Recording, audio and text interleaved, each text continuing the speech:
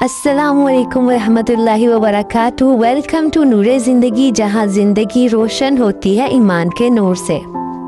आज हम बात करेंगे एक ऐसी ताकत की जो ना आंखों से देखी जाती है, ना हाथों से पकड़ी जाती है, लेकिन दिलों को सुकून दे जाती है। और वो ताकत है दुआ।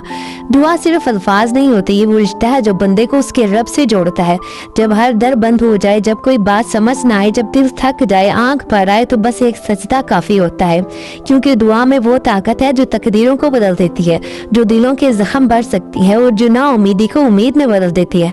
कभी कभी हम सोचते हैं कि क्या मेरी दुआ कबूल भी हो रही है, तो याद रखो अल्लाह ताला हर बात सुनता है, हर दुआ महफूज रखता है और हर फरियाद का जवाब वक्त पर देता है। दुआ तुम्हें अल्लाह के करीब करती है और यही कुर्ब जिंदगी का सबसे बड़ा सुकून है। तो मांगो, रो कर, झुक कर, दिल से मांगो, चाहे अल्फाज ना भी हो, अल्लाह दिल की जुबान भी खूब समझता है। आज के लिए बस इतना ही, मिलते हैं अगले ब्लॉग में।